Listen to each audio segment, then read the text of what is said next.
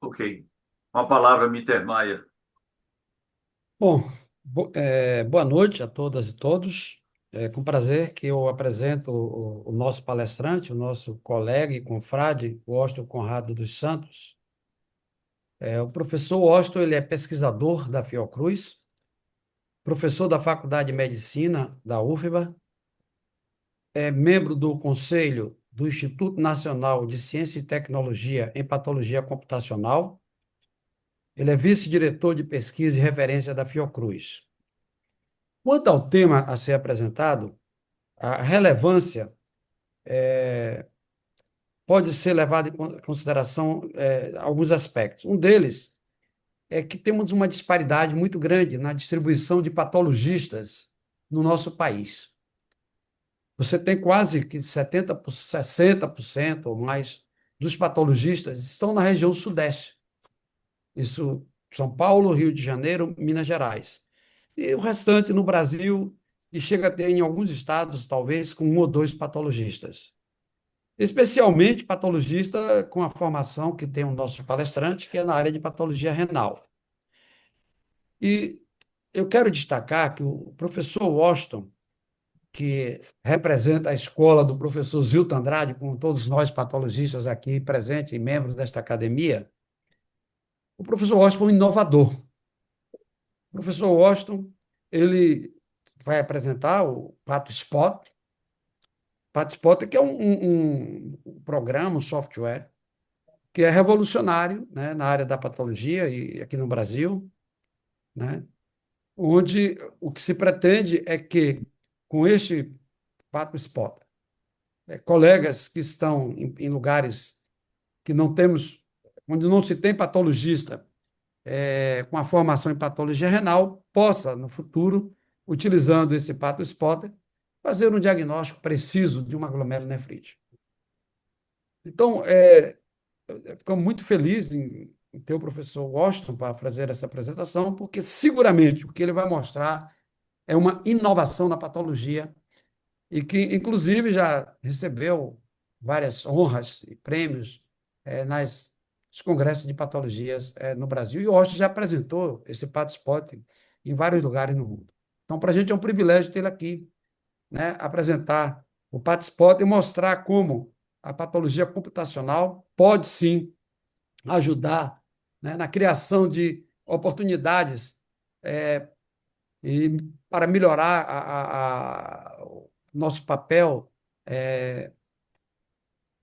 na saúde pública, né, gerando oportunidades para que a gente possa ter um diagnóstico mais preciso numa doença né, que traz, às vezes, uma carga muito grande para o sistema de saúde, com um custo muito grande para o sistema de saúde. Então, com a palavra, professor Washington. Muito obrigado, professor Mittermeier. É, eu gostaria de saudar os, as confreiras, os confrades, saudar as outras pessoas que estão presentes, senhoras e senhores, muito boa noite. Eu gostaria muito de agradecer ao confrade Mittermeier pela oportunidade de trazer o projeto Participante até vocês e gostaria realmente de ouvir críticas, ouvir considerações a respeito. Eu vou fazer, então, uma breve apresentação e depois nós teremos as discussões. Então, eu gostaria, inicialmente, lembrar um pouco aos senhores e senhoras sobre o trabalho do patologista. O patologista, na realidade, ele olha uma transparência de uma secção de tecido através do microscópio e, a partir dessa imagem, ele pode chegar à conclusão de que aquele órgão é um órgão normal, se tem lesão celular de vários tipos, tem inflamação, câncer, cicatriz, depósitos anômalos, e munido dessas informações, junto a informações clínicas do paciente e outras informações laboratoriais disponíveis, e dados à literatura, ele pode formular um diagnóstico, ele pode predizer a atividade daquela condição e também a cronicidade daquela condição, e isso vai ter implicações na terapêutica e no prognóstico da doença do paciente. Eu vou mostrar aqui um exemplo. Eu trabalho com rim, então me perdoe, mas muitos dos exemplos vão ser com rim mesmo. Vamos supor que a gente receba uma biópsia de uma criança com uma proteinúria maciça. E ao examinar essa biópsia, a gente tem esse quadro aqui, que é o quadro de um rim normal. Um glomérulo normal, túbulos normais, um quadro de um rim histologicamente normal. O patologista, então, entende de que está diante de uma condição conhecida como doença de lesão mínima. E a gente tem expectativa de que o paciente responda ao tratamento corticoide e que recupere completamente daquele insulto. Agora, vejam esse caso aqui. É uma criança com a mesma história, de uma proteinúria maciça, mas ao examinar a imagem, o patologista encontra no glomérulo essas áreas de cicatriz. Aqui está normal e tem essas áreas de cicatriz. Bem, o patologista vai considerar que está diante de uma condição conhecida como glomerulosclerose segmentar e focal. E ele vai ter uma expectativa de que esse paciente não vai responder bem ao tratamento com corticosteroides e que vai progredir para uma insuficiência renal crônica. Além disso, olhando outros compartimentos desse tecido, o patologista vai poder entender a intensidade de cronicidade que existe no órgão daquele paciente e o estágio de progressão de doença. Aqui a gente tem um rim que tem túbulos afastados. Esse afastamento de túbulos renais por fibrose é o principal preditor de prognóstico em uma doença renal. Então, o exame é muito importante para o patologista. E eu nunca deixei de achar muito interessante que um tecido ele é retirado, ele é fixado, ele é desidratado, ele é reidratado, corado, e isso, a imagem que a gente vê depois seccionada, bidimensional, tem a relação com a doença do paciente. Aqui eu vou dar dois exemplos. A gente tem aqui um rim, esse rim é um rim que parece normal, mas ele é alterado, e a alteração principal são esses pelinhos que tem aqui do lado de fora da membrana basal glomerular, do capilar glomerular desse paciente. Quando a gente vê essa alteração, quase sempre está associado com a síndrome nefrótica. Proteinúria maciça, hipovolemia, edema, dislipidemia. Ou quando a gente tem um quadro como esse aqui, a gente tem um glomérulo que ele está sendo esmagado por um crescimento de célula a partir da cápsula, desse epitélio que reveste a cápsula glomerular. Essa lesão é conhecida como crescente, por causa da semelhança com a lua em quarto crescente. Quando a gente vê essa imagem, a gente considera isso muito frequente que o paciente tem uma síndrome nefrítica, com proteinúria que não é tão exacerbada, hematúria, edema, hipertensão sistêmica e azotemia. O problema é que uma mesma lesão pode se apresentar de várias formas. E isso sempre deixou o patologista fascinado. A gente entende de que essas múltiplas formas que uma lesão assume, desde aqui nesse exemplo, um glomérulo normal até um glomérulo morto, é determinada pelo tempo de doença e também por vários fatores intervenientes. Idade do paciente, idade da doença, sexo do paciente, infecção viral, dieta e uma centena de outras coisas.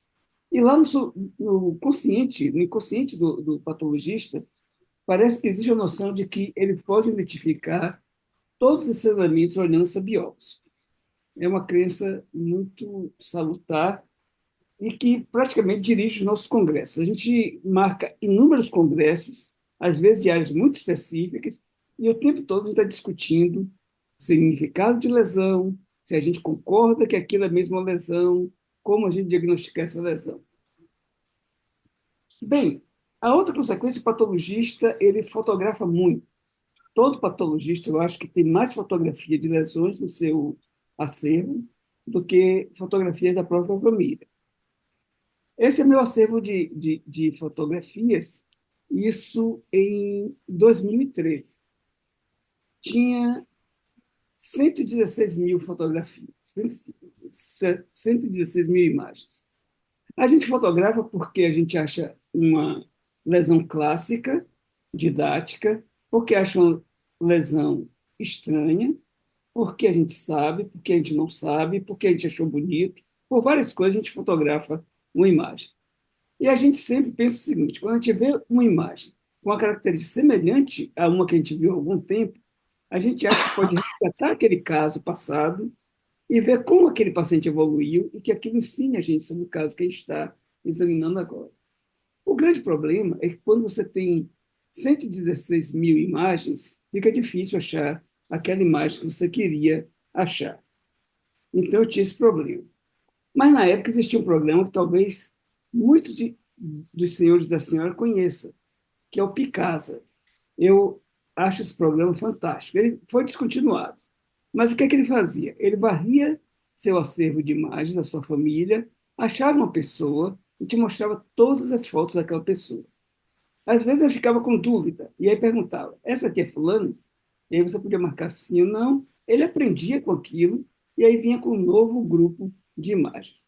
Aí seria muito bom se a gente tivesse um programa que fizesse isso com imagem do rim.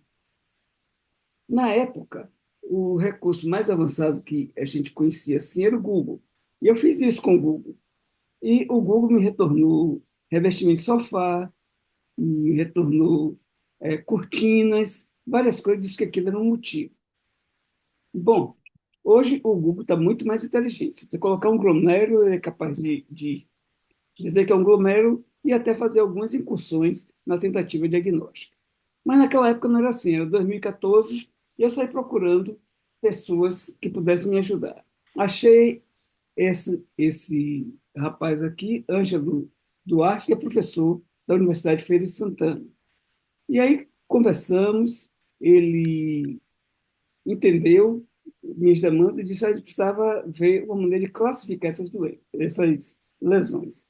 Eu achei aquela ideia interessante dizer: a gente pode fazer um sistema que seja robusto e flexível, que possa trabalhar com as diversas colorações que a gente tem no laboratório, que seja tão robusto que, se o patologista conseguir diagnosticar uma lâmina ruim, ele também consiga, que a gente produza as arquiteturas próprias do nosso sistema e que a gente, em algum momento, colocasse isso para uma validação clínica contínua, no sentido de melhorar esse sistema.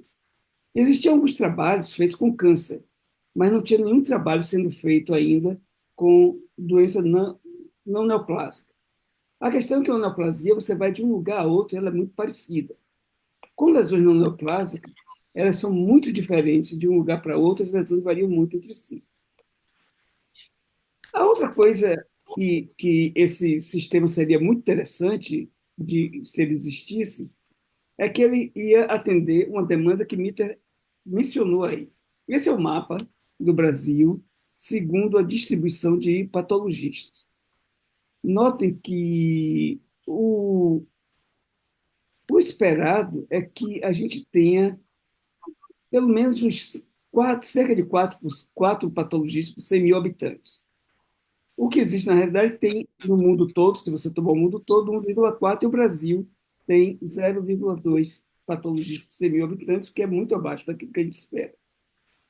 E nossa distribuição, essa distribuição assim: São Paulo tem bastante, Espírito Santo, Minas, alguns estados aqui que são relativamente pequenos em termos de população, e outros são quase que desassistidos. Ah, esse código de barra que eu coloco aqui, se vocês quiserem consultar a literatura de onde eu estou tirando esses dados, vocês podem simplesmente apontar o celular e vai te levar para essa literatura. O que é pior é que esses patologistas estão distribuídos de maneira simétrica e eles também estão distribuídos em vários centros. Então, por exemplo, aqui em Manaus, a gente tem alguns patologistas, aqui não tem quase mais. A Bahia, considerando essa área do litoral, Vitória da Conquista, a gente não tem quase patologistas no interior. Então, se a gente tivesse um programa que o patologista pudesse mostrar uma lâmina de uma condição que ele não está acostumado a ver, e esse programa pegasse outras condições nas redes sociais ou em qualquer sistema web, no arquivo de patologistas que fazem uma documentação de suas imagens, poderia dirigir o patologista para estudar e caminhar no sentido diagnóstico. Então, esse era um dos problemas que a gente pensou que a gente poderia ajudar a resolver. Um outro vem justamente daquelas reuniões que a gente faz nos congressos a respeito das doenças. A gente sempre sai dos congressos e aí, alguns meses depois, surge um artigo sobre aquilo que a gente discutiu. E aí, nesse artigo, vem um consenso. E esses consensos têm um efeito interessante em termos de uniformização, mas também com consequências bastante duras para patologistas, principalmente no país carente de patologistas. Esses consensos terminam requerendo um tempo muito grande de análise das imagens. Eles são sujeitos a falhas de acurácia, porque às vezes eles incluem alguns critérios de lesão que são lesões distribuídas de uma maneira muito focal. E terceiro, nem sempre existe uma concordância muito boa entre patologistas sobre uma determinada lesão. Eu vou mostrar aqui alguns exemplos a vocês. Essa são os critérios que você usa para o diagnóstico de rejeição ou toxicidade quando você estuda transplante renal. Então, os scores que a gente tem que dar são baseados nessas letrinhas aqui e têm significados próprios. Bom, o que eu quero chamar a atenção de vocês é que são 17 parâmetros, 4 graus de intensidade, termina que, para cada caso, o patologista tem que lidar com 68 categorias. Isso gasta um tempo considerável. Segundo, esse sistema MEST é um sistema que é utilizado para você classificar a nefropatia mais prevalente do mundo, que é a nefropatia por IgA. M é de hipercelularidade mesangial, E, hipercelularidade endocapilar, S, esclerose segmentar, T, fibrose intersticial e C, crescentes celulares ou fibrocelulares. É o melhor sistema que existe, é o sistema mais trabalhado que a gente tem até hoje. E assim mesmo, com esse sistema, a gente tem discrepância de 36%, 22%, entre patologistas olhando a mesma lesão. Não se assuste com isso. Isso é discrepância olhando lesão, mas são tantos critérios que, no fim das contas, o diagnóstico termina saindo mais certo, porque não depende apenas de um desses fatores isoladamente. Bem, a patologia computacional oferece a gente um cenário no qual a gente vai fazer análises mais rápidas, mais acuradas e vai reunir informações e dar um diagnóstico mais completo.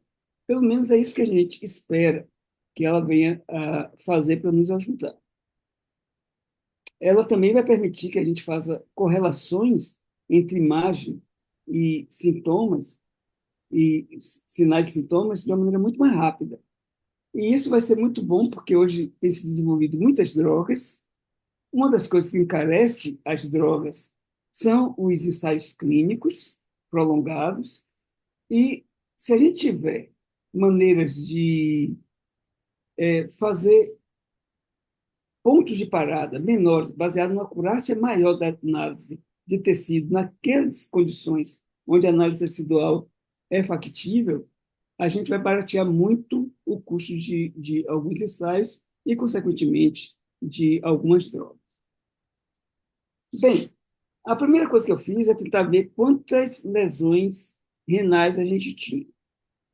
Eu pedi a uma residente que estava fazendo a monografia e disse, olha, vai lá e me traz aqui uma fotografia de cada lesão renal que você conseguir reunir.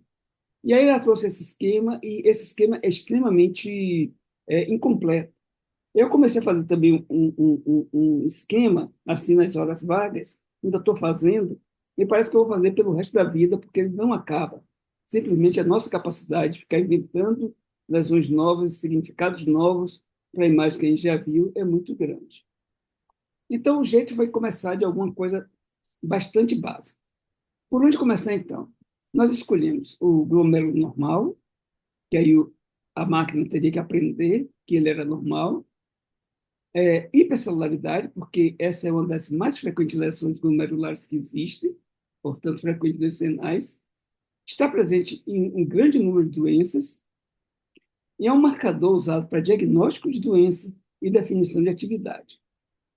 A esclerose segmentar, a gente escolheu essa também, porque ela é muito frequente, está presente em um grande número de doenças renais e é marcador também usado para diagnóstico e definição de cronicidade.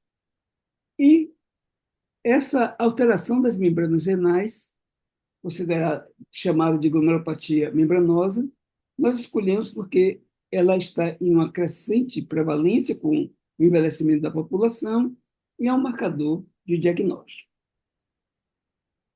Bem, isso era os idos de 2013, 2014, e aí em 2015 nós levamos esse artigo para um congresso. O pessoal de ciências da computação, eles apresentam muitos dados dele em congresso, em lugar de revista. E aí nós levamos esse dado, mas nesse ano, 2015, alguém já estava trabalhando com isso lá no Oriente, usando uma outra abordagem. E no ano seguinte saiu um outro artigo, um desses congressos que eles fazem, de um grupo dos Estados Unidos. E nós corremos e, em 2017, nós publicamos, então, o segundo artigo em revista científica com doença renal, marcador de doença renal, usando procedimentos clássicos de linguagem de máquina, de treinamento de redes computacionais. Com esse sistema, a gente conseguia distinguir o glomérulo normal de um glomérulo com hipercelularidade. Então, pelo menos essas duas coisas conseguia fazer, se existe um glomérulo tinha hipercelularidade ou não, e isso ajudava no diagnóstico de algumas condições e saber se uma doença era ativa ou não.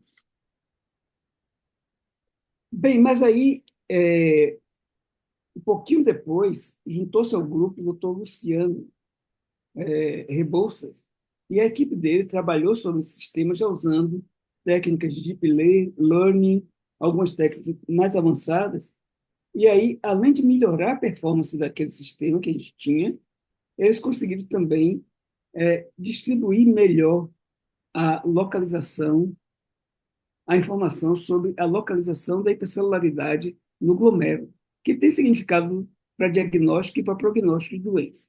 Então, esse é o glomérulo normal, segregava aqui, essa é uma hipercelularidade endocapilar, dentro da alça capilar, mesangial, é um outro grupo, e aqui reunia mesangial e endocapilar. O que eu achei mais interessante desse estudo é que, no fim, sobraram 6 fotos que o computador não conseguiu classificar, o patologista tinha classificado de uma forma e o computador errou. Eu aí peguei essas 6 fotos e passei para 4 patologistas. E aí o que é interessante é que houve também uma discrepância muito grande entre os patologistas. Então, a gente estava com um sistema que agora chegava mais ou menos ali naquele limite da resolução que os patologistas também chegavam. Bem, eu não vou falar a vocês pormenorizadamente de cada uma dessas coisas, seria tedioso e não teria grande relevância trazer aqui. Para aqueles mais interessados, os QR Code de cada uma dessas informações estão aqui e vocês vão ter acesso aos artigos. Mas eu vou dizer o que é que foi feito nesse período. Então, em 2014, em 2017, a gente publicou esse artigo sobre hipercelularidade e, nesse mesmo ano, também um artigo com a classificação de esclerose segmentar. Então, 2 sistemas de classificação dessas lesões. No ano de 2019, a gente publicou aquele artigo que dizia em que lugar do glomérulo estava a hipercelularidade, e isso é uma coisa muito boa, porque esse é um elemento muito importante para a classificação da nefropatia poligiar, e, como eu disse a vocês, é a nefropatia mais prevalente no mundo. Terceiro, aqui já em 2021, a gente o grupo do Luciano trabalhou numa coisa que eu achei muito interessante, a capacidade do sistema dizer que não sabe. Porque essa é uma coisa que, se a gente faz com boa dificuldade, imagina uma máquina que você treinou só com um número muito discreto de informações de imagem e ela saber que não sabe alguma coisa. Então, isso foi uma coisa bem interessante.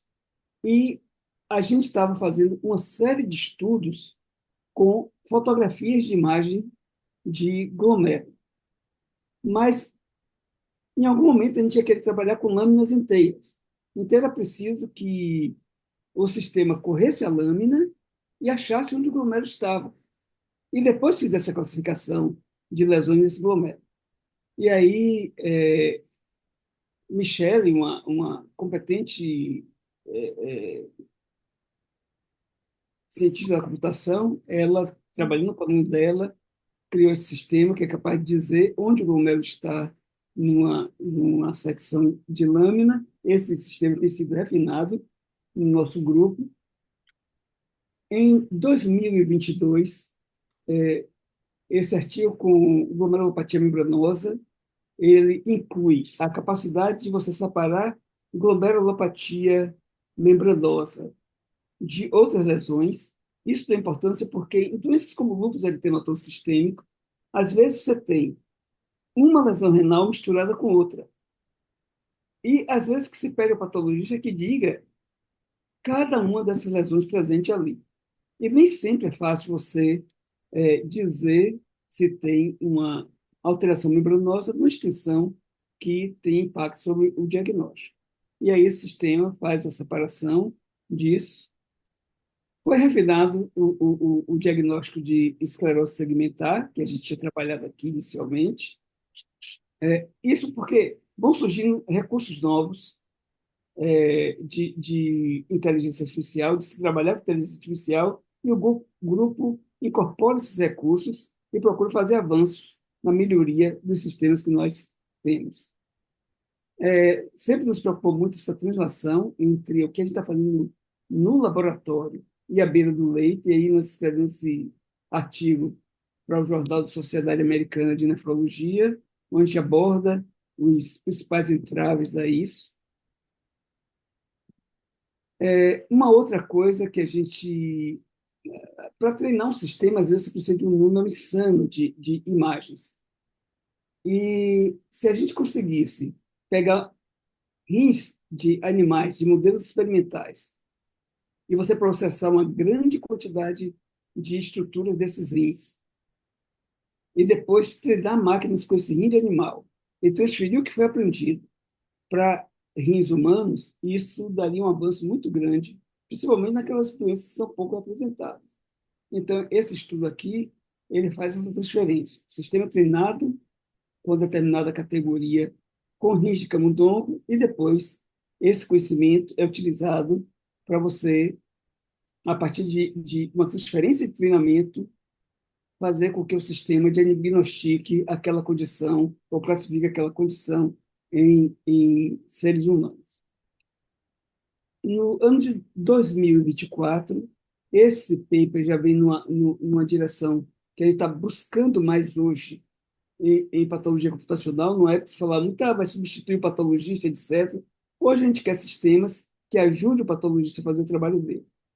E esse sistema aqui, ele se mostrou um sistema capaz de ajudar os patologistas a verem melhor das generações do podócito, que está relacionado com proteinúria de grande monta.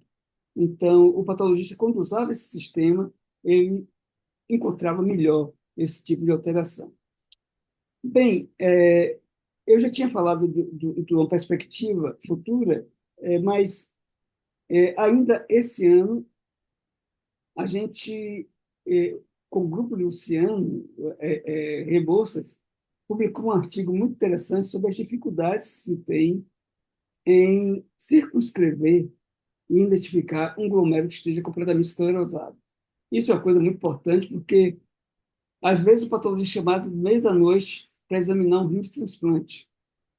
E, se você tiver um sistema que rapidamente vá essa lâmina e diga, olha, tem um número muito grande de glomérulos esclerosados, talvez não seja interessante transferir esse rim, pelo menos para uma pessoa com expectativa de vida ainda muito longa. Mas agora, nós, temos apoio de um grande da FINEP e de um INCT, que é dirigido pelo nosso confrade Mittermeier, estamos trabalhando um assistente virtual que vai justamente reunir aquelas coisas que a gente conseguiu criar até agora em uma plataforma que o patologista poderá carregar a lâmina dele e vai ajudar o patologista no diagnóstico. Aqui eu trouxe nessa tabela algumas métricas de acurácia e performance dos nossos sistemas. Para algumas coisas, como hipercelularidade, a performance é bastante alta. Para outras coisas, ainda tem algumas dificuldades, separação de hipercelularidade mesangial e endocapilar. Alguns detalhes ficam realmente... a gente pode melhorar ainda, lembrando que a gente é muito mais exigente com esses sistemas do que a gente seria com o ser humano. E eu queria também pontuar aqui que essa é a performance de laboratório. A gente precisa levar isso para uma validação clínica, porque é no dia a dia, com a lâmina que se recebe no dia a dia, que a gente vai ver a real performance desses sistemas. Eu só vou mostrar aqui deixa eu ver se ele vai funcionar. Não sei aqui. Eu acho que eu não consegui aqui. Ah, então, no momento, a gente tem uma plataforma que funciona assim, ela não está pronta ainda, então você escolhe uma determinada imagem que você queira, pega aí um normal, e você carrega, e aí você manda a imagem, e aí ele olha aí essas lesões que a gente já aprendeu a classificar e não tem nenhuma, é um glomérulo normal. A outra, se não fosse, ele diria que não sabe, né? Então, a outra, você pega uma coisa que você sabe, isso aí tem depósito amiloide mesmo, e a gente manda, e aí ele classifica e está lá, ele coloca como amiloidose. Então, a gente quer reunir tudo isso numa plataforma que o patologista possa carregar sua lâmina escaneada e ele faça esse, essa avaliação da lâmina, coloque todos os elementos, você pode clicar no elemento que você quer, tem neutrófilo, poxa, queria ver qual é o que tem neutrófilo, e ele ir lá e mostrar a você poder ampliar, se certificar de que ele está fazendo realmente o trabalho da maneira correta, e com isso a gente espera, por exemplo, no diagnóstico de uma glomerulonefrite lúpica, que o patologista levaria entre meia hora, 45 minutos, a gente consiga reduzir aí uns 15 a 20 minutos desse tempo de trabalho, que é um trabalho repetitivo e com risco de perda de acurácia e de concordância entre patologistas. Temos inúmeros desafios nessa área. Um dos desafios muito grande é a questão do acervo de lesões anotadas. A gente precisa ter acervos não só do nosso serviço, mas acervos de vários países, de vários locais. Nós temos trabalhado muito nisso. E esses acervos têm que ter as estruturas anotadas, ter ainda um grande problema que nós temos que ver como é que a gente resolve. Hoje existem algumas saídas tecnológicas para isso, que reduzem esse tempo de anotação, mas ainda constitui um problema. O, é o limite entre o consenso de consenso entre patologistas sobre determinada lesão. Se a gente vai fazer um sistema para diagnosticar só aquilo que todo mundo acha que aí a gente vai parar aquém daquilo que o patologista pode fazer, porque o patologista extrapola um pouco. Então, eu não sei como é que a gente vai levar os sistemas ao nível de abstração a partir de informações. Isso eu não sei se o quanto é possível. Talvez tenha alguém aí da área de ciência da computação que possa nos ajudar um pouquinho com essa questão. Variações na etapa pré-analítica, a gente recebe realmente lâminas de todo tipo, e às vezes com colorações muito diversas. Subrepresentação de algumas lesões, eu trouxe essa lesão aqui, Isso é uma pessoa que fez uma injeção de silicone dessas clandestinas.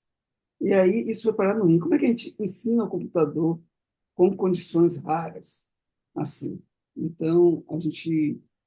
E não são só essas, tem outras condições que aparecem que só tendo patologista, alguém pensando por trás, a gente tem que também ver como é que lida com isso. Essa é a página do projeto Participota, Participota Bahia, Fiocruz, BR. Está aí o QR Code para quem queira acessar.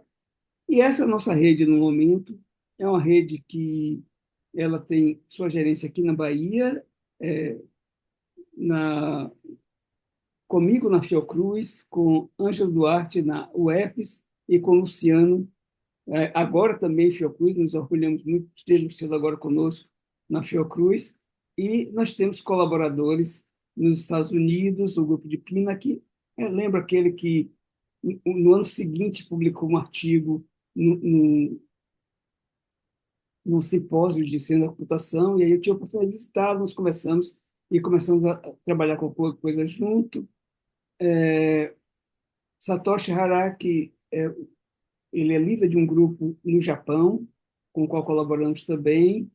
Ah, Jasper Kers, ele trabalha com transplante e tem tentado automatizar a rotina de análise de biópsia de transplante renal.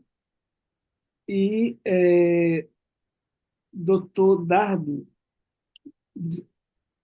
Goyeneche, ele é um pesquisador da Universidade do Chile e ele trabalha com computação quântica. Eles agora estão adquirindo um computador quântico lá e ele tem trabalhado já com computadores quânticos em outros locais. E a gente está com um projeto nesse NCT com ele e também para certos aspectos de segmentação de imagem e etc. Ah, em poucos dias, nós vamos ter um encontro. Deixa eu só falar aqui e depois eu volto a isso. Nós vamos ter um encontro que é Geniafro. Nesse encontro, nós vamos ter patologistas e clínicos da África e um dos objetivos é realmente trabalhar na perspectiva de termos acervos de imagens de vários países e com várias abordagens, a gente trocar realmente informações e imagens. No fim do ano passado, foi criada a Associação Brasileira de Patologia Digital e Computacional, e essa associação ela foi registrada agora. Nós vamos ter chamada para a eleição de uma diretoria eleita e esperamos que essa associação ela venha impulsionar o desenvolvimento da patologia computacional, não só na área de patologia renal, mas em todas as áreas da patologia, e isso venha ter um impacto benéfico na formação de patologistas, no trabalho do patologista e também na saúde pública do nosso país. Era isso, eu gostaria de agradecer a, a todos os componentes da Rede Participote e aqueles parceiros que a gente tem de muito tempo. Muito obrigado. Em nome da Comissão de Saúde, agradeço ao professor Osto pela excelente palestra, extremamente didática e demonstrando como foi feito o desenvolvimento tecnológico de uma área que eu considero, né, um tema de inovação. Com isso, eu já estou vendo aqui inscrito à mão o professor Júlio Feitosa. E depois eu vou olhando, mas eu já abro o professor Júlio Feitosa. Chamou, mas estou inscrito. Professor Roberto Badaró. Bom, boa noite a todos. Aproveito a oportunidade para parabenizar o confrade Washington, por um trabalho que muito impressiona a todos e que mostra que também entre nós é possível desenvolver ciência e inovação, embora frequentemente, por estarmos localizados no Nordeste, na Bahia, etc., é muito difícil que isso seja reconhecido fora desse ambiente, até por aqueles que moram mesmo aqui entre nós. Mas não é o caso da patologia, não é o caso do Dr. Washington, e esse trabalho maravilhoso que ele apresenta nos deixa muito satisfeitos em ver que isso sim pode ser feito entre nós. A pergunta que eu queria fazer ao Dr. Washington é que, pelo que eu entendi, tudo se baseia em imagens histológicas simples. Talvez, não sei se iria além de hematoxilina eosina na sua obtenção. E com isso, um banco de dados enorme, é muito feito. Para mim é perfeitamente compreensível que isso possa ocorrer, já que eu conheço estudos de deep learning que tomam um traçado eletrocardiográfico e depois de considerá-lo por 1 bilhão de vezes, é capaz de prever se o indivíduo vai desenvolver infarto daqui a quantos anos. Então eu sei que esse tipo de situação é perfeitamente possível de ser feita.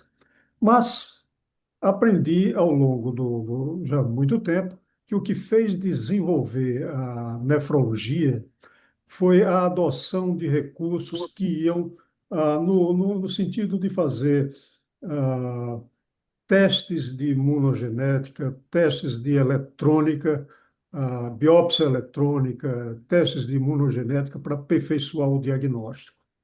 Não vejo esses elementos ainda integrados dentro desse seu modelo, que tem por finalidade democratizar o conhecimento. A pergunta é: qual é a perspectiva de juntarem-se a esses aspectos histológicos, simples, padrões obtidos talvez apenas por hematoxilina eosina, com esses outros recursos de biópsia eletrônica, etc., aonde isso iria chegar? Muito obrigado, confrade Gilson Feitosa, pela pergunta. É, Na realidade, isso é verdade. A gente tem treinado nossos sistemas muito baseado na hematoxina eosina, porque é, eu acho que a gente precisa explorar aquilo que esse recurso, que é um recurso que todo mundo tem em qualquer lugar do mundo, pode dar. Mas nós temos no grupo, nesse INCT que nós temos com o Fred Mittermeier e no projeto FINEP, uma perspectiva de um estudo feito com transcriptômica espacial. Agora, um aspecto por que a minha ênfase na lâmina histológica? Existem alguns trabalhos com neoplasia feitos aqui no Brasil, inclusive, pelo grupo de Dr. Israel Torral, que eu acho bem interessante. Ele, a partir de imagens de um câncer, imagens puramente histológicas na lâmina de HE, ele consegue separar grupos de pacientes que têm ou não têm uma mutação de HER2 ou de Carnais. Eu acho isso fantástico, porque agora eu estava conversando com ele e a gente está pensando em fazer alguma coisa dele pegar agora esses casos separados e voltar ao patologista, identificar qual é a área que a máquina se concentrou e voltar isso para ver se o patologista identifica essa área como uma área de potencial valor diagnóstico. Quanto à microscopia eletrônica, nós temos feito algumas coisas no sentido de você poder fazer o diagnóstico dispensando microscopia eletrônica, ou seja, você vê o que tem na microscopia eletrônica e você treina o sistema para que ele veja aquilo na lâmina convencional, se isso for possível, sem precisar da microscopia eletrônica. Uma biópsia, quando você coloca a microscopia eletrônica, ela pode dobrar de preço o estudo dela. E a gente gostaria de democratizar, baixar o custo e etc. Mas a gente nunca impede, a gente estimula, inclusive, que dentro do grupo, aquelas pessoas que queiram se enveredar por qualquer das áreas, e isso nós temos pessoas trabalhando no grupo aí, em Luciano, que está muito assim animado contra o escriptoma espacial, a gente permite que eles trabalhem. Só que a gente tem uma agenda que a gente precisa cumprir. Não sei se... Obrigado. Não, obrigado. Obrigado. Ok, professor Gilson, obrigado pela participação. Professor Beldaró, depois professor Eliane Azevedo. Eu faço as palavras do confrade. Tá ouvindo? Estamos ouvindo. Tá, eu faço minha, eu estava dizendo as palavras do confrade disso, pela excelente atualização palestra do confrade Washington sobre patologia digital, e realmente esses modelos em que se pode utilizar já a inteligência artificial na patologia. Existem vários, né, modelos 3D de anatomia. O VOCA tem 700 modelos de anatomia humana com a aplicação de ChatGPT na interpretação de imagem. Minha pergunta vai na mesma linha do confrade Gilson. Se você colocar uma lâmina lá e você tem condições de, no ChatGPT, de fazer uma telepatologia, de você identificar marcadores, de você conseguir fazer um diagnóstico, quer dizer, a minha pergunta é mais em cima do que Gilson falou mesmo. Quer dizer, a gente vai ter um patologista virtual, é isso? A pergunta é essa. Professor, senhor, agora foi, foi, foi pesado aí, porque futuro a Deus pertence, como dizia minha mãe. Mas eu ficaria muito contente com a perspectiva da gente poder ajudar o patologista na atividade diária dele, a gente poder ampliar o número de diagnósticos. Aqui na Bahia, hoje nós temos 5 patologistas que trabalham com patologia renal. Nós temos talvez 2 ou 3 que trabalham com patologia hepática. Então, a gente precisa realmente ter sistemas que ajudem, que contribuam e que façam isso avançar. Agora, não sei, professor, hoje você chega no chat GPT, esse último artigo sobre segmentação de glomérulo esclerosado, o Luciano usou um desses chats, um desses LLMs, e a performance não foi tão boa, mas o fato de não ser tão boa, o que mais me impressionou é a capacidade que eles estão adquirindo de fazer, entendeu? De ultrapassar barreiras. Eu acho que isso é uma coisa bem interessante. Na clínica, isso já é uma grande evidência. Você hoje.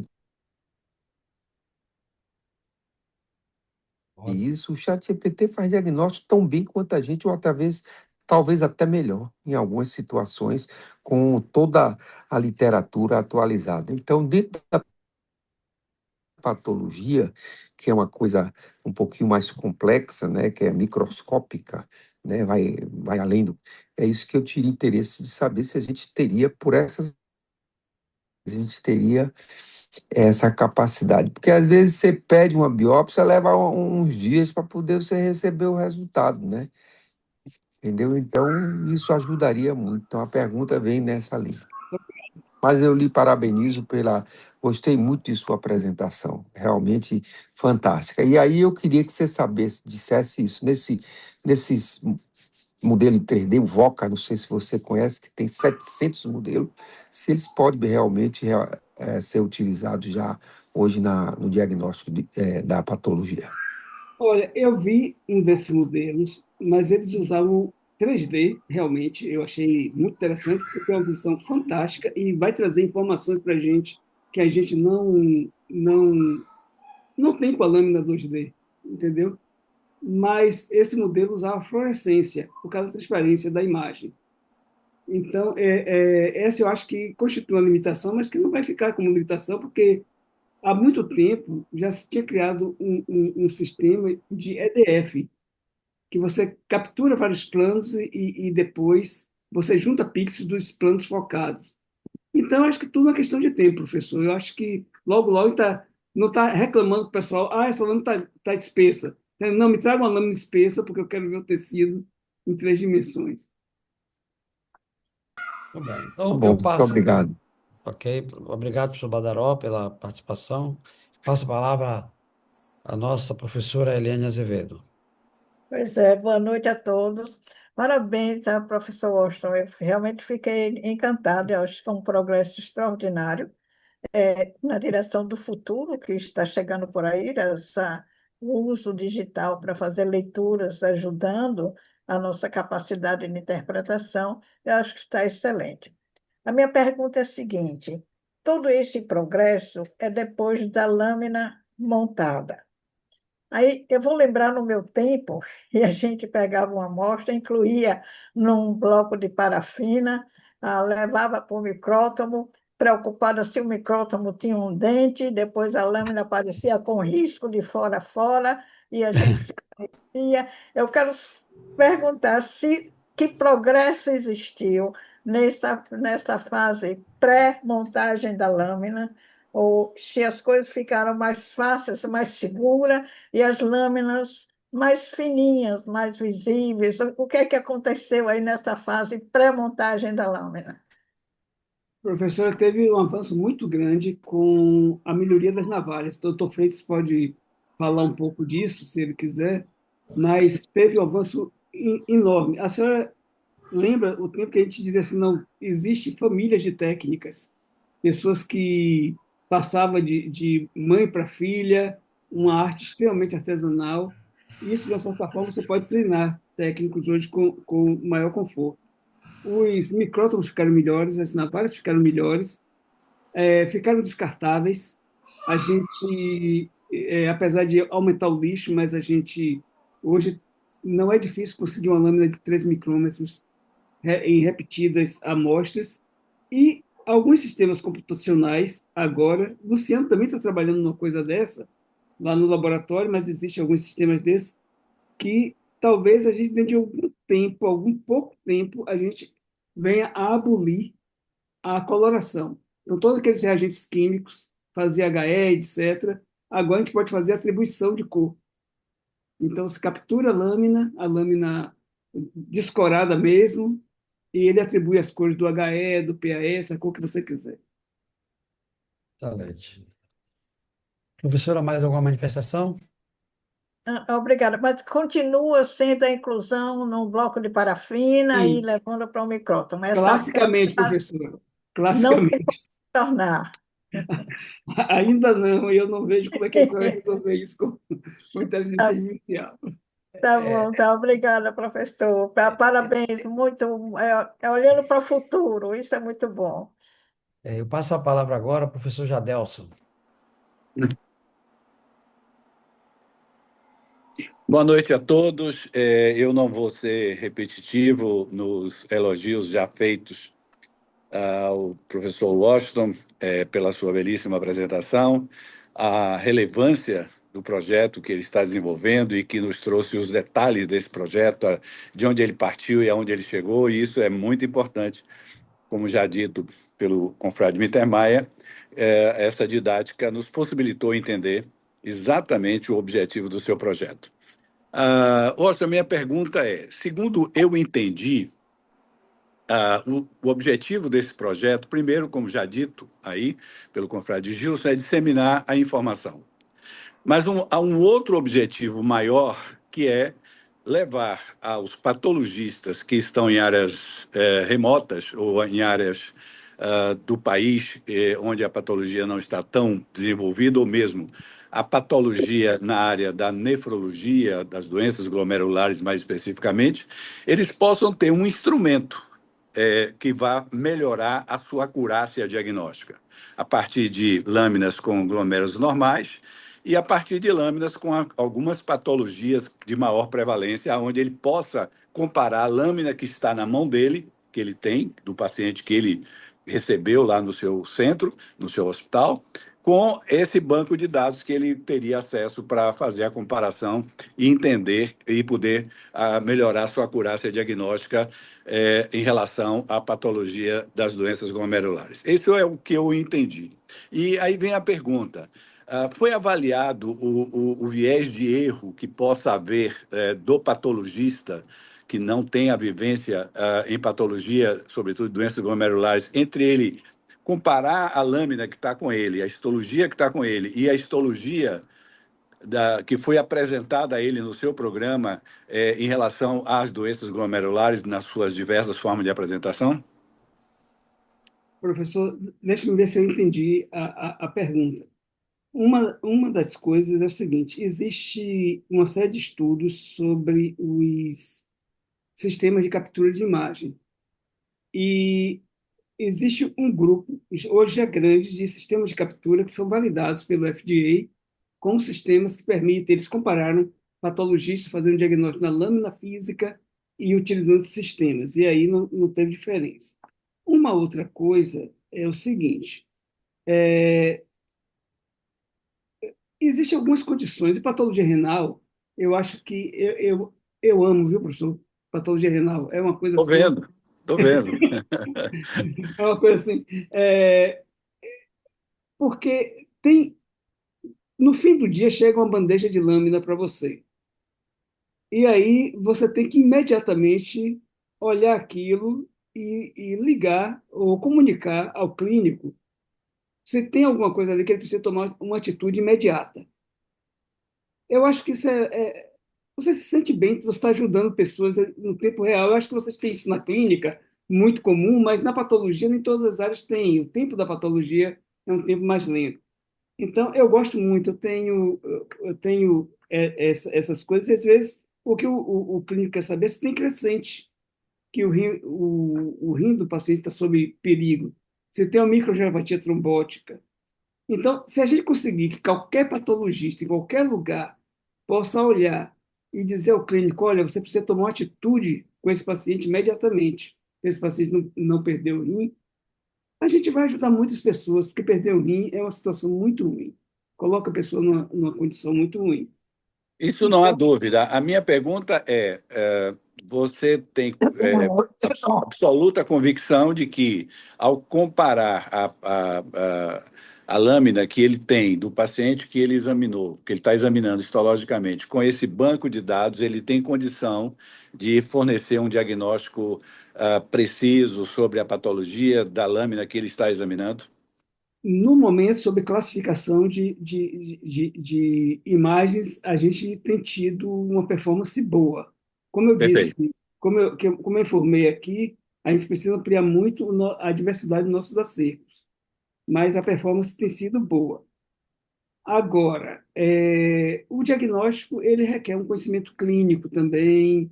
O diagnóstico anatopatológico não é só imagem, é a imagem, mais informação clínica, mais conhecimento da literatura, mais conhecimento dos exames laboratoriais que o paciente tenha. Então, mas eu acho que já facilita ele saber que tem aquilo e pega o telefone, telefona com o colega, discute o caso. Eu acho que a gente vai poder ajudar algumas pessoas. Minha esperança é que a gente possa é, contribuir para uma nova maneira de fazer nefrologia, a nefrologia baseada em lesões renais nefropatológicas, diferente no Brasil, com melhor acesso das pessoas. Essa sua resposta amplia muito o valor do trabalho que você está desenvolvendo. Eu termino agradecendo as respostas e lhe cumprimentando mais uma vez. Bom, eu passo a palavra agora ao professor Martinelli, Reinaldo Martinelli, que é um especialista da área. Boa noite a todos. Washington, em primeiro lugar, eu quero lhe parabenizar pelo seu fantástico trabalho. Eu tenho uma visão um pouco diferente das perguntas que foram feitas aqui, porque eu, como nefrologista, às vezes eu gostaria que, assim que se recebesse a biópsia, olhasse o HE e me dissesse alguma coisa. Como você falou aí, tem crescente, que tipo de crescente? Bom, enfim, eu preciso tomar uma atitude baseado na microscopia ou na microscopia óptica, e o HE é perfeito para mostrar tudo isso. Perfeito em termos. O que eu gostaria de saber é se vai manter alguma, que isso vai responder, eu acho que a pergunta de Gilson Feitosa, se vai ter alguma resposta do colega que está usando isso com você. Porque quando o colega está usando, você pode dizer: olha, eu preciso que você faça uma microscopia eletrônica desse paciente, para eu ter mais segurança. Você sabe que eu gosto muito do effacement. Então isso para mim é importante. Sem microscopia ótica ou sem microscopia eletrônica, não tem effacement. Acabou. Certo? O effacement é importante. A outra possibilidade é dizer: olha, nós precisamos fazer colorações especiais. Que colorações especiais? Imunohistoquímica, para nós chegarmos a um diagnóstico. com isso não está diminuindo em nada o seu programa, porque, como eu disse aqui inicialmente, o HE é fundamental. O HE já lhe dá quase todas as respostas que você, pelo menos que eu quero.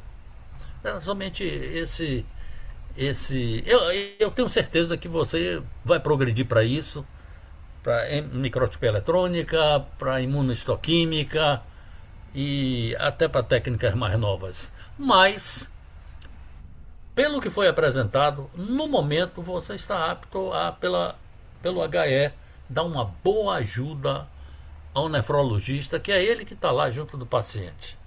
É ele que está lá brigando para o paciente não perder o rim dele.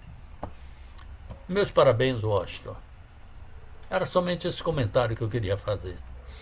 Professor, eu sou uma das pessoas felizardas que tem aqui entre os patologistas do Brasil, porque é uma pessoa que é desafiada a cada mês pelo senhor nas sessões de biópsia renal. Então, fico muito feliz com isso, é um estímulo imenso que eu tenho. E, professor, a gente vai conversar sobre isso, mas eu sei como o senhor gosta da microscopia eletrônica, mas se eu pudesse abolir a microscopia eletrônica com um sistema computacional que visse o que ela vê na microscopia óptica, eu faria.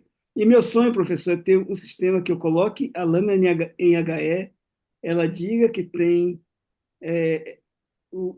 desestruturação de pedicélios em mais de 80% do glomérulo, e ainda me Isso vai diga ser que ótimo, esse rapaz. paciente tem polimorfismo de APOL1.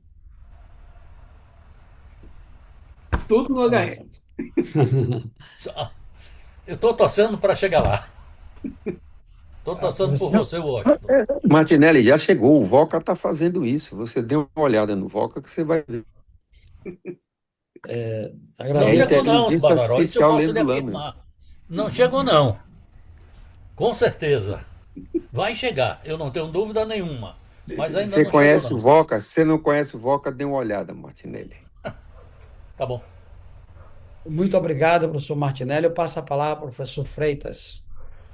Bem, Washington, mais uma vez você, com o seu didatismo, transmite muito bem a mensagem, torna as coisas facilmente compreensíveis. Mas isso eu já conheço há muito tempo. Uma coisa, Washington, que eu gostaria de um comentário seu. Eu estive recentemente no Congresso Europeu de Patologia em Viena e a temática central do congresso foi inteligência artificial aplicada à patologia em várias áreas. Bom, primeiro é que poucos, se não raríssimos, são os sistemas aprovados pelas agências governamentais, autorizando o uso dessas plataformas, e você pode comentar sobre isso. Uma das grandes questões sempre levantadas em todas as apresentações é a questão da validação externa desses sistemas, né? Então, esses sistemas são desenvolvidos, eles são testados ali dentro daquele pequeno universo. E aí minha pergunta é assim, provocando um pouco assim, o que é que você pensa de validação externa desses sistemas que você tem, o que é que você planeja fazer a partir daí? E lembrar que não tem um sapato pronto para um sapato que dê para todos os pés, né? A patologia é um pouquinho mais complexo, viu, César? 1 milímetro quadrado em patologia tem mais informações potenciais do que todas as imagens de uma tomografia computadorizada de tórax. Então, a coisa é efetivamente muito complexa. O armazenamento dessas imagens é absolutamente crítico, né? E aí eu queria ouvir de Washington, assim, em termos dessa coisa sair do dia a dia e ir para o mundo real, né? É, Freitas, essa é uma preocupação genuína, muito séria, e o fato de a gente ter colocado em dois projetos grandes a questão do assistente virtual é porque eu quero esse assistente na mesa dos patologistas. Eu quero que o patologista ele use sabendo que ele está coletando informação de erros, entendeu? Para a gente poder ter segurança de uso futuro. Validação clínica é imperativo, porque senão a gente não vai para lugar nenhum. tem muita publicação, tudo publicação falando de 90 e tantos por cento. As nossas publicações mesmo mostram aí uma performance boa, mas é uma performance de laboratório. Precisamos dessa performance pública, no espaço público, essa validação clínica.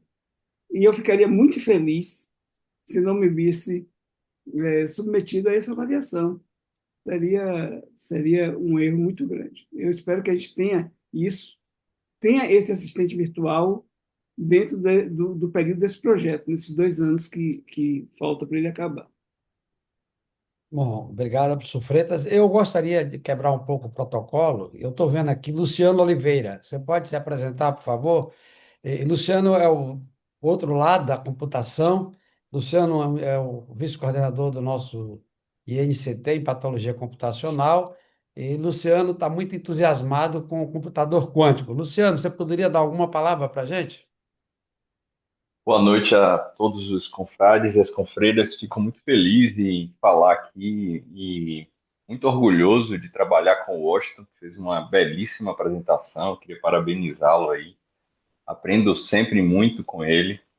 E, de fato, a gente tem trabalhado em cima dessa área aí há praticamente mais de 10 anos, né? E as coisas não são construídas assim de uma hora para outra, mas elas são consolidadas passo a passo. E, de fato, não só com a computação quântica, que agora a gente vai começar a investir, né, que são coisas novas, a gente vem trabalhando com coisas novas, mas também com os modelos antigos. A gente tem, inclusive, obtido alguns avanços importantes, porque os métodos que a gente vem utilizando cada vez mais precisam de menos treinamento. Então, a gente já consegue obter modelos que têm poucos dados para treinar. Então, eu acho que esses avanços vão acontecendo pouco a pouco, até que surja, de fato, o nosso maior sonho, que é o assistente de patologia, e que vários patologistas possam utilizar. Então, eu queria, mais uma vez, reforçar esse trabalho aí contínuo, liderado por Dr. Washington, e que eu sinto muito orgulho de trabalhar e tenho realmente ficado muito entusiasmado em trabalhar com isso. E parabenizar mais uma vez pela excelente apresentação. Ô, Luciano, antes de você encerrar, eu quero fazer uma provocação, porque dentro das perguntas feitas pelos diferentes confrades, eu vi que eles chamavam atenção sobre a possibilidade desse sistema utilizar informações clínicas, epidemiológicas, da morfologia, já a parte da genética, que você já vem trabalhando um pouco com a Clarissa Gugel, a parte de transcriptoma. Como é que você vê isso como uma pessoa da área da computação? Nós vamos ter condições de juntar todas essas informações para ter um diagnóstico cada vez mais preciso e mais refinado? Sem dúvida. A gente vem trabalhando com o que a gente chama de modelos de linguagens visuais. Esses modelos, diferentemente dos modelos largos de linguagem, né, que são os Large Language Models, os VLMs, que são os Visual Language Models, eles conseguem unir os padrões imagéticos junto com os padrões textuais. E aí, padrão textual, a gente pode incluir aí os dados clínicos, os dados genéticos, as expressões gênicas, e mais recentemente a gente vem trabalhando, que a gente começou a trabalhar, tá? Um momento muito inicial, com a transcriptômica espacial. E a ideia é que a gente não pare só com a transcriptômica espacial, que a gente trabalhe também com a proteinômica espacial, que agora vem surgindo, né? E eu posso dizer que esse é o futuro, é a união dos padrões textuais com os padrões imagéticos para a gente ter uma resolução melhor na construção da classificação. Ok, muito obrigado. Algum Eu que colega agradeço. mais gostaria de se manifestar, fazer um comentário? Se não, eu quero agradecer muito ao professor Washington pela a belíssima apresentação, extremamente esclarecedora.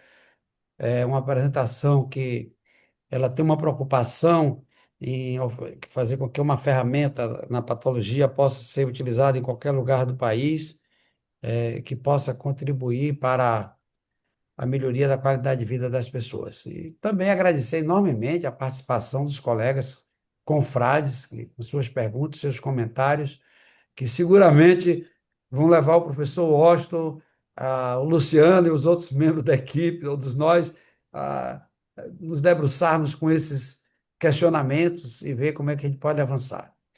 Eu agradeço e passo a palavra de volta ao nosso secretário, professor Luiz Freitas. Bom, a academia foi mais uma vez palco de uma excelente atividade. Eu acho que todos nós que estivemos até este momento aqui ganhamos bastante, né? Tivemos o privilégio de ouvir o nosso ilustre confrade Washington Conrado dos Santos, uma conferência versando sobre o Pato Spotter.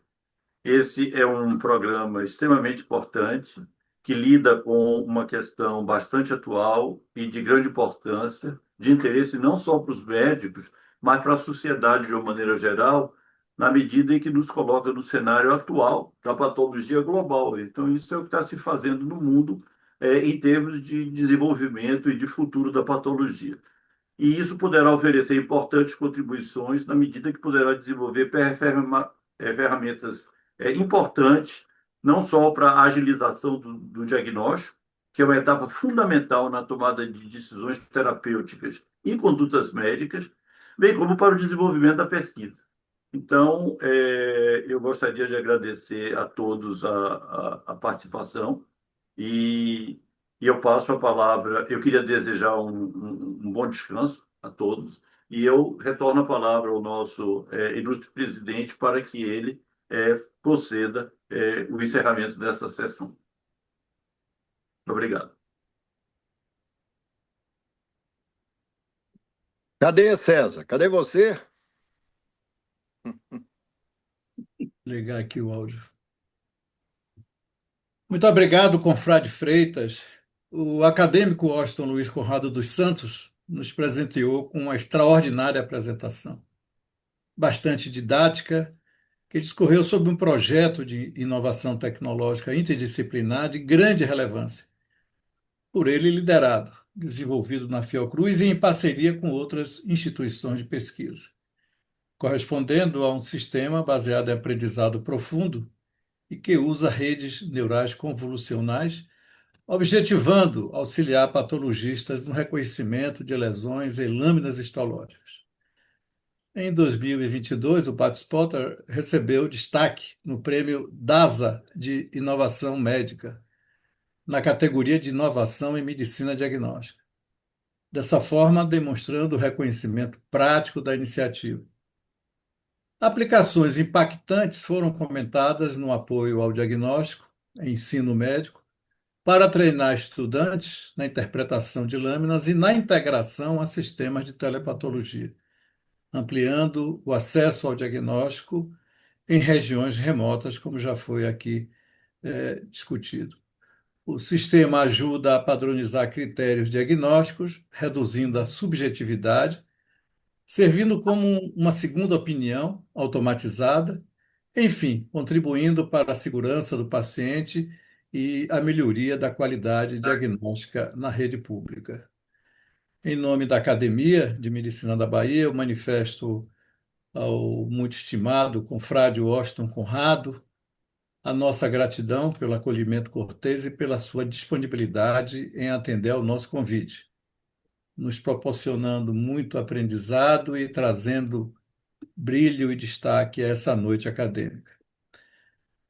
Tenho que agradecer à Comissão de Saúde Pública por mais uma vez primar por uma organização de tema muito bem selecionado, por escolher muito bem o palestrante.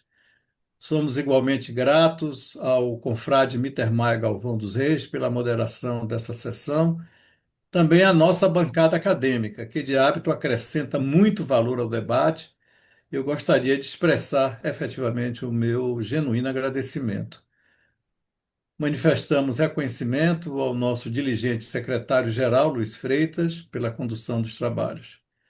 E agradecemos aos prezadíssimos confrades e confreiras e aos nossos convidados pela prestigiosa presença na programação científica da nossa academia. Desejo a todos uma ótima noite e um sono muito reparador.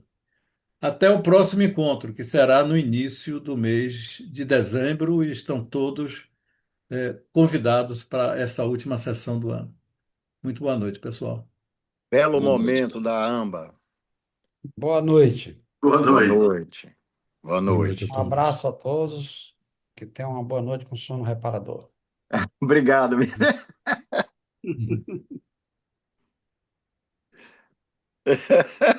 Presidente, eu infelizmente não vou poder estar no almoço, que coincide com a festa da cidade de Quaraci, Você sai que do é Canadá e vai para anual. Quaraci direto, né? Não, aqui não, em Salvador. É uma festa organizada em Aqui, Salvador pelos quaracienses. a Inclusive o comunidade. nosso confrade Lemos também sempre comparece, que ele é quaraciense. Sua ausência vai ser E sentida. Você traz sempre muita alegria eu, na para verdade, todos nós. eu já teve uma festa lá em Quaraci, de um outro grupo que faz lá na cidade, o Grupo Guedes, eles tinham me convidado para prestar homenagem. Eu disse que não, coincidentemente, eu não poderia ir, porque eu estava com essas viagens todas. E parece que eles vão me entregar nesta festa, então eu vou ter que estar lá presente, eu não posso faltar. Eu sinto muito não estar lá Eu tenho no. certeza que você sente não estar lá conosco. Isso. Peter, Grande abraço, querido. nesse encontro vai ser cantado o jingle do time de Quaraci? Não. Aliás, o time está muito bem, viu, Austin? Salvo Tá engano, bem? está Tá quase na ótimo. final aí do Intermunicipal, viu? Tá ótimo. Tchau, tchau. Boa noite, senhor. Boa Abraço, noite. E o João Conrado, cadê o João Conrado? Já sumiu?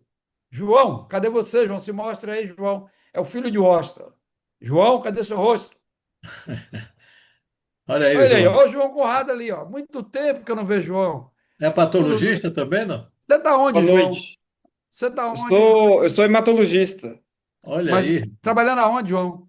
Estou trabalhando no HC da Faculdade de Medicina da USP aqui em São Paulo, atualmente. Ah, Estou na supervisão da residência médica. Gostei eu já muito da vi. sua camisa, Hemato. A João. camisa sua é muito bonita, É João. bonita essa sua Eu camisa. vesti especialmente para Você hoje. viu, Tony Lopes, a camisa dele? Olha aí, ó, camisa do Bahia, com as Eu duas particularmente estrelas. não gostei. Ok, João, grande abraço, prazer te ver, Um cara. abraço. Apareça aqui na Fiocruz, se você vier aqui a Salvador. Pode deixar.